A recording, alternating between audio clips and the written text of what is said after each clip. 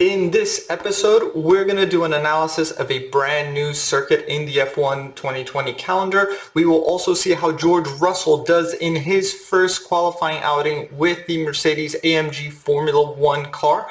And finally, we predict who's going to win the Sakhir GP. Stick around. And welcome everyone that's watching to the only channel that actually uses artificial intelligence to predict that Mercedes is likely going to win every race weekend. My name's Eric, this is R2 Racing. Let's get right to it.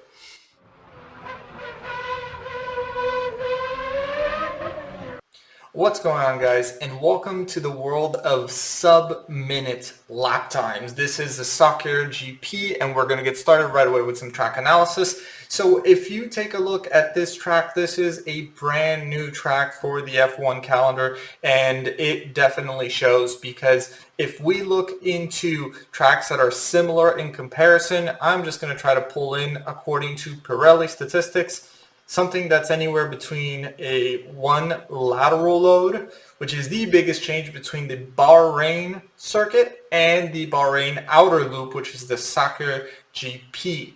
So if we look at it right then and there, if we put the lateral load to a minimum, we see that only two circuits fit that bill, which is the Circuit Gilles Villeneuve and the Monaco circuit, which, if we look at it from a lateral load perspective, most tracks that have low lateral load are more towards street circuits, which this certainly isn't. This actually resembles a little bit of Monza.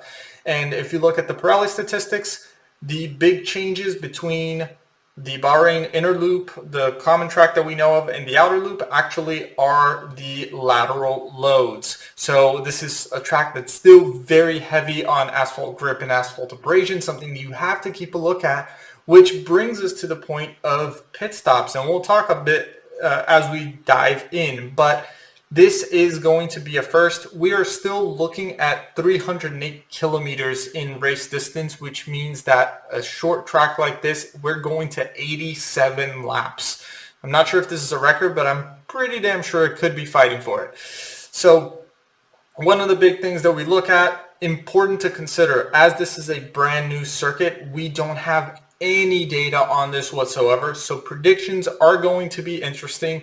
Here are some of the drivers. Red Bull seems to do well in low lateral conditions. Mercedes is right there with Red Bull, not as good, but Red Bull does have a history of doing well in circuits like this. The many years of Red Bull dominating in Monaco certainly influenced this, and you can see that there's a lot of influence from Vettel. So this definitely comes from the very early 2010 years. So you can see here Bottas has some good performance numbers on this, so does Gasly. Now if we scroll down and we look at the numbers for circuits, we don't have any information on this track, but we can look into Bahrain and see what the numbers are. And these numbers have been updated to reflect the recent race last weekend.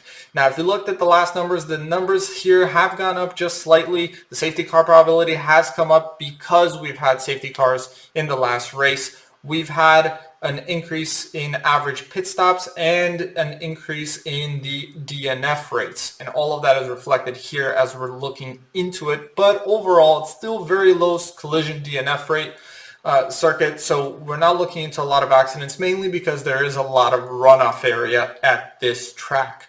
So looking at it here, we do see that over the years, the average number of safety car periods has been going up. So, the 0.6 here, let's not consider that, but that's just something to keep in mind. So with that in mind, again, this is a brand new track. This is a lot of interesting predictions that are coming up, things that we got to keep in mind. Let's jump straight into predictions and let's talk about Russell. So Russell's finally in a Mercedes-AMG F1 car, the famous W11 chassis that has been so dominant. And if you are not listening to what I'm saying because you're looking at the screen, you can already see that he is on the front row, but he does not have enough to beat Bottas. And I looked into the numbers, actually went into the details, into the scores. Bottas does have Russell by a significant margin. So it's not like it's a razor thin edge. Bottas' historical information does seem to give him a bigger edge than Russell. Now, another big piece as well, Russell has equally of a gap to Verstappen than as he does to Bottas, which goes to show the dominance of this chassis when you look at the data. It's just a matter that it is that powerful of a car. So we looking through some of the qualifying highlights. Again, it is a Bottas, Russell, Verstappen top three, but the Red Bull of Albon is predicted to lock in the second row for Red Bull. Now, a lot of interesting predictions come in from that, where we see Leclerc in fifth, Ricciardo in sixth, Perez seventh, and then Norris's McLaren, which makes it for a very interesting conversation if we're looking to talk about the battle for the third place constructor. And we're going to cover that a little bit in the race section. But as we're looking at it here, we do have a couple of blank numbers. So those are the drivers that I just could not get the names in the photos for. You'll see, which is Pietro Fittipaldi and also Jack Aitken, who is going to be taking Russell's spot at Williams. But interestingly enough, a bold prediction here, Fittipaldi will make it to Q2 by the scruff of his neck and be the one that actually gets out of Q1, beating Magnussen to it. Interesting prediction that AI has put together. We'll take a look and see how that actually plays along. But let's jump straight into the race portion. Now, if we're looking into the race portion, again, bold predictions across the board. Verstappen is actually predicted to win. This is not going to be a Mercedes weekend. If AI has its way, it's going to be a really interesting one to take into consideration. And I was looking into the data. I tried to slice and dice this data to see if there was any way to change this around, or if how AI was putting this together. And it certainly is a recommendation for Verstappen. I know Red Bull has a lot of history in this location with their dominance in the Bahrain years, and again, the fact that there's just not a lot of information in soccer because we've never raced in the outer loop before is going to certainly play a role in the confidence level of these predictions. But Verstappen is actually forecasted to win, and you know, it is actually a little bit believable because Mercedes has not been developing their car, the W11, for several weeks now. They've already agreed that they're focusing on the 2021 car. Red Bull has been getting closer and closer to Mercedes in these different races. But for those Russell fans that are super excited to see him in a Mercedes, Russell's racecraft is predicted to put him ahead of Bottas, and Bottas will complete the podium. It is an interesting prediction, and it takes a lot to do looking at the numbers with the fact that he has been so dominant with regards to his teammates. So if you take his background with his past teammates, that is one of the key factors that we're looking into our AI model to make our predictions, and I see that that's influencing a lot his standings in the race as opposed to Bottas, who has been against Hamilton for so often. I don't know if this prediction will pan out, but I know a lot of Russell fans would be loving this if this actually comes true. Now, couple of other highlights that I want to put together, and let's talk a little bit about the battle for third place constructor. Fourth place here goes to Ricciardo this weekend. It is an interesting prediction, but Ricciardo has actually been looking pretty solid. The Renault engine has been looking pretty solid, and it will only spice things up the battle for the third place constructor with Renault in fourth. Sainz is actually predicted to come in fifth, Leclerc in sixth. Now, I am super skeptical about this prediction, mainly because the Ferrari-powered cars have not done well at all this year in high horsepower, long straights circuits. Very weary about this one, but again, I am just here to report the data and try to work on our models. I hope you're not betting on this. I would not bet on this, but I will certainly be looking at improving the models as we go along. Ocon rounds out 7th, Perez 8th, Stroll 9th, and Gasly finishes the top 10. So putting Racing Point in 8th and 9th place is not putting a very good comeback for Racing Point after their double DNF at Bahrain. So for the battle in third place constructor, Racing Point does not seem to have the edge to be able to claw back into contention. It'll be very, very interesting to see, which this might end up being a race between McLaren and Renault. So we'll take a look at how that plays out. But one thing that is important to note is that Norris is actually predicted to end in 13th. So a lot of interesting eyebrows were raised as I was sharing this with a couple of colleagues, but the big thing to consider is that if this does come true, then it is a concern that you have to keep an eye out. So the final pieces here, we have Vettel in 11th, Raikkonen in 12th. We see Magnussen, Fiat, Giovinazzi in 14th to 16th, and Jack Aitken rounding out on 17th. And any Formula One fan that is looking and thinking, well, there are 20 people that start, well, that's not always 20 people that finish. Which brings us to our DNFs. In this case, Albon is predicted to DNF, Latifi is predicted to DNF, and unfortunately for me, being Brazilian and hoping for a Brazilian to be on the Formula One grid, Pietro Fittipaldi is not predicted to finish the race. Now, if we're looking at the fastest lap predictions goes to Bottas this weekend. And actually, you know what? It does make sense simply because if the prediction pans out and the race ends up being Verstappen, Russell, and Bottas, the battle for second, as much as I know that people say they don't care about, the battle for second will heat up as Verstappen is still within a striking chance of being able to overtake Bottas. And if Bottas finds himself in third place, he will likely have enough of a gap to the rest of the pack to be able to pit for the fastest tires that he can put on and try to squeeze in a fastest lap for an extra point. It makes sense. We'll see if it plays out that way. That is one of the big things that we need to take consideration. But all in all, it is going to be an exciting battle for the third place constructor. It certainly isn't over. Russell's weekend is filled with front row finishes, so it is an exciting prediction. I cannot wait to see Russell drive that Mercedes. He has driven it already last year. He has driven it already in 2017. He understands enough of the Mercedes team. I am super excited to see how that all comes about. I really, really, really wish well for him, and I think he's going to have a fantastic weekend. I am crossing fingers for that.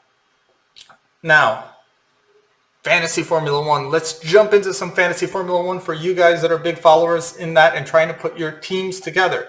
Now, one key piece, being a technical person and understanding a little bit of how the play-on system is actually put together. When Hülkenberg replaced Perez and then Stroll, what they've done is that they simply changed the person's name and photo, inserting Hülkenberg's name and photo onto either Perez's record or Stroll's record. And I believe it is going to be the same thing again, where this time Hamilton's character will be replaced by Russell's photo and Russell's name. So Russell will become the $31.5 million driver at this time. Then Aitken will become Russell's current driver record, as well as Fittipaldi becoming Grosjean's current driver record. So for all intents and purposes, nothing there I would imagine would change. Now, when I am running my predictions here, you'll see the original three-letter initials showing. So keep that in mind as we're going forward. But if I load in this weekend's Grand Prix, we see that the max predicted points, actually, if you had in unlimited budget, would be 243, but let's go to the standard 105. If we put in a budget of 105, we see a big departure from usual norms because Mercedes is no longer the winning constructor on this race, nor is Perez the winning turbo driver. The top prediction for this weekend is actually Bottas, Ocon, Perez, Verstappen, and Ricciardo for 102.7. It is a low DNF risk strategy considering the drivers that are included in this team selection. So it certainly would be something that you want to consider looking into this weekend. However, I don't think that a lot of people will be able to run this without incurring some major penalty points. But a couple of other ones here, you can see that there is not a lot of Mercedes this weekend. Even Haas actually managed to make it here with a low selection because, again, a lot of the betting here is on Verstappen and Bottas. With Russell taking Hamilton's spot, it is becoming harder to see combinations where it makes sense to have him around. So just something to keep in mind. But for people that are really big into running Mercedes, they are the dominant constructor in selections for Fantasy Formula One. You see that on a 105 budget, your points drop considerably, but Ricciardo is still the turbo driver to have if you have him on your team. So the winning combination here becomes Latifi, Perez, Sainz, Verstappen, Ricciardo for 192. Now, if you're not running Verstappen, if you're running Hamilton's character, now Russell, for this weekend, then if we try to exclude, and let's try to exclude Verstappen from our list, and let's see what we can do. You see we drop around just shy of 15 points. You do have some very low DNF risk strategies here by running Bottas, Latifi, Ocon, Perez, Ricciardo for 104.7. You can try to run that. But again, remember, Perez is not predicted to do extremely well. And Latifi has the risk of DNFing. So this could go very bad, very fast for you if the predictions come true. Checo would certainly be amazing on the podium. But again, I am looking at the data that we have, not the data that I'm wishing to have. So here is my recommendation on this piece. Now, more importantly, is more money more better? Let's take a look at 110. And let's make sure I set all of the filters correctly. If we do that, if we go to 110, we do have an increase in points, but not by much. At 109.2, you can run Gasly, Perez, Sainz, Verstappen, Ricciardo, which is an interesting selection if you are a Verstappen fan. And again, this is looking at Mercedes only. If we add all of the constructors, again, you get more options. You can get up to 211, low DNF risk strategy, Bottas, Perez, Sainz, Verstappen, Ricciardo, Racing Point. So if you're one of the teams that have been running Racing Point to go on a cheap constructor to be able to get yourself a second amazing driver, then here is the strategy that is recommended if you have as little as 105.8.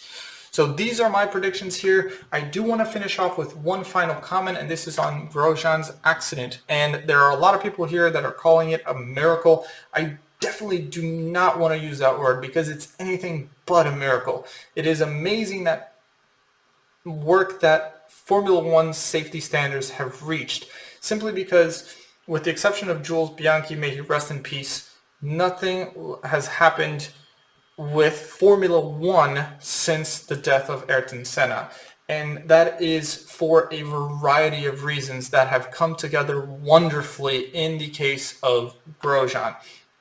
Now, you have to understand that Grosjean impacted that wall at least 100 miles an hour, and the part of the car that went under the barrier has gone from 100 miles an hour to 0 miles an hour in a matter of 3 feet. The rest of the car separated and kept running for just a little bit, but Grosjean himself has come from 100 miles an hour to full stop in 3 feet.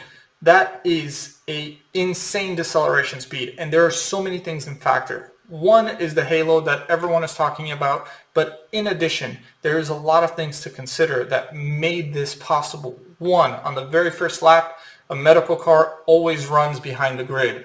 The medical car was there within seconds to be able to help, and that made a difference. Second, these cars, Formula One cars, are designed that a driver may be able to exit the car unassisted in a matter of 5 seconds.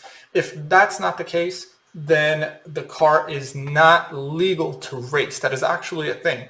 And you have to consider that if Grosjean needed assistance in exiting his car, then they would have had to put the fire out first, and he would have stuck there for minutes, where as opposed to him being able to quickly exit it out. Which brings me to my fourth point, which is it was a miracle that he remained conscious. And again, that is a poorly phrased statement simply because of the creation of the Hans device. Again, in a massive collision of multiple Gs, I think it was something like 58 Gs that he experienced.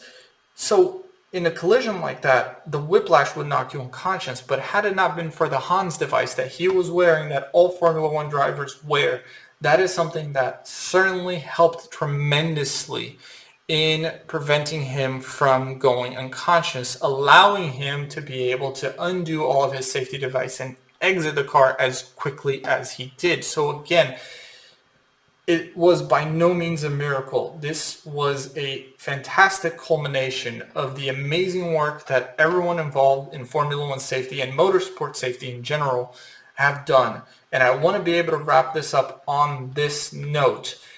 I think I want to give a big thank you to the Formula One safety board and everyone that's been involved in it. I think it's fantastic for the sport for someone to be able to survive this with the little things, the little repercussions that Grosjean's had. I'm super glad that he's recovering well.